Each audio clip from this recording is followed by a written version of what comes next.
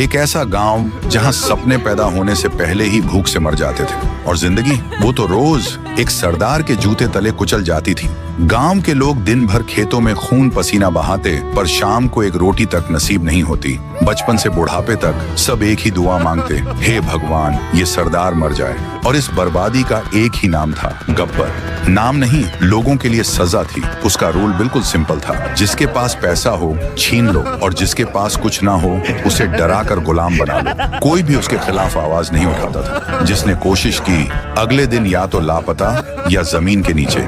इसी गांव में आए दो दोस्त, वीरू और जय, दोनों एक दूसरे के लिए जान देने को तैयार। एक दिन गब्बर के 3 आदमी गांव में लूटने आए। गांव के बीच खड़े होकर चिल्लाए, जल्दी से पैसे गहने जो भी बचा हो ले आओ, अगर नहीं दिया तो गोली से उड़ा देंगे सबको। ये सुनते ही गांव वाले कांपते हुए घर से भाग कर आते हैं। तभी एक आवाज आई, खामोश, कोई कुछ नहीं देगा। तीनों हंसने लगे, फिर बोले, अरे सुनो, देखो कौन आया है हमें रोकने, तू रोकेगा हमें? तभी दूर से जय फायर करता है। गोली सीधा कालिया को लगती है। डर के मारे तीनों हिल जाते हैं। वीरू भी आगे आता है और गन तान कर धमकी देता है, अगली गोली सीधा खोपड़ी में घुसेगी।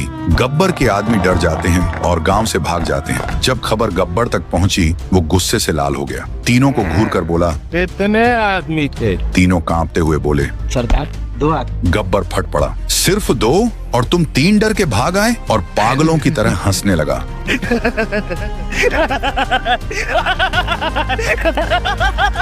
फिर तीनों को वहीं पर गोली से उड़ा देता है। तीनों धड़ाम से नीचे गिर जाते हैं और फिर बोलता है, जो डर गया समझो मर गया।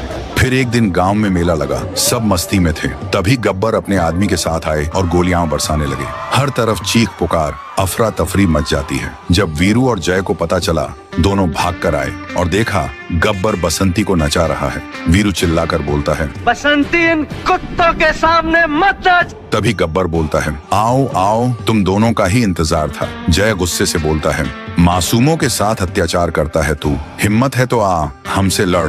सुनकर गब्बर हंसता है। तभी वीरू गब्बर को एक जोरदार मुक्का मारता है। गब्बर सीधा हवा में उछलता है, माँ! बस यही एक शब्द उसके मुंह से निकलता है। फिर जमीन पर धड़ाम से गिरता है और वहीं उसका दी एंड हो जाता है। और इसी के साथ गब्बर का खौफ हमेशा के लिए खत्म हो जाता है। एक गांव के एक छोटे से घर में राज और उसकी माँ रहते थे। पिता बहुत पहले गुजर चुके थे और माँ ने ही माँ और बाप दोनों का फर्ज निभाया। दिन में रिक्शा चलाकर मेहनत करती और रात को लैंप की रोशनी में अपने बेटे को पढ़ाती। राज अक्सर कहता, माँ, एक दिन मैं बड़ा आदमी बनूंगा और आपको इस तकलीफों से निकालकर शहर ले जाऊंगा। माँ मुस्कुराती और धीरे से बोलती, मुझे तो बस इतना चाहिए कि तू एक अच्छा इंसान बन, बाकी सब ऊपर वाले पर छोड़ दे। समय बीतता गया, राज बड़ा हुआ और शहर जाकर नौकरी पाली। माँ की आंखों में खुशी थी, लेकिन दिल के कोने में एक डर भी, कहीं शहर की चमक दमक में उसका राज उसे भूल न जाए। शुरुआत में राज हर शाम माँ को फोन करता था, बताता कैसे दफ्तर में काम कर रहा है, कैसे शहर की इमारतें ऊंची ऊंची हैं। माँ हर बार शांत रहकर सुनती और आखिर में कहती, खुश रहो बेटा और खाना समय पर खा लेना। लेकिन धीरे धीरे राज बदलने लगा। पहले कॉल छोटे होने लगे, फिर एक दिन उसने फोन उठाना ही बंद कर दिया। दोस्तों, पार्टियों और काम की दौड़ धूप में माँ की आवाज कहीं जैसे खो गई। माँ हर रात फोन को देखती, उम्मीद करती आज उसका बेटा जरूर कॉल करेगा, पर फोन चुप रहता और वो बस मुस्कुराकर खुद से कहती, बड़ा हो गया है मेरा राज, अब उसके पास अपनी जिंदगी है। कई साल ऐसे ही गुजर गए। एक दिन पड़ोसी ने खबर दी, राज, तुम्हारी माँ की तबीयत ठीक नहीं है, शायद तुमसे मिलना चाहती हैं। राज ने थकावट भरी आवाज में कहा, मेरे पास इस हफ्ते एक बहुत बड़ा प्रोजेक्ट है, मैं अगले हफ्ते ही जा पाऊंगा। पर अगले हफ्ते तक देर हो चुकी थी। राज घर पहुंचा तो देखा दरवाजे पर सफेद चादर लिपटी थी। माँ जा चुकी थी। राज की आंखों से आंसू रुकने का नाम ही नहीं ले रहे थे, लेकिन उसने देखा तकिए के नीचे एक खत में लिखा था, मेरा बेटा, जब तू ये खत पढ़ रहा होगा तब शायद मैं इस दुनिया में न रहूं। मैंने जिंदगी भर तुझे संभाला, पर तुझे अपने पास बिठाकर तेरी बातें सुनने का वक्त बहुत छोटा निकला। मुझे तुझ पर गर्व है राज, क्योंकि तू मेरी जिंदगी की सबसे बड़ी दुआ है।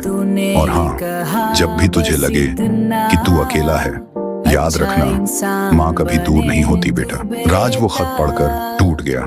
उस दिन उसे समझ आया, दुनिया का सबसे अनमोल रिश्ता माँ का रिश्ता होता है, जो अपनी जिंदगी दे देती है और बदले में सिर्फ थोड़ा सा वक्त और प्यार मांगती है। तो दोस्तों, कभी भी माँ बाप को बाद में मत कहो, क्योंकि पता नहीं वो बाद आए या ना आए। और हाँ, अगर वीडियो अच्छी लगी हो तो वीडियो को एक लाइक करके जरूर जाना और कमेंट में आई लव माँ जरूर लिखना। माँ कभी दूर नहीं, हमेशा है तेरा पास।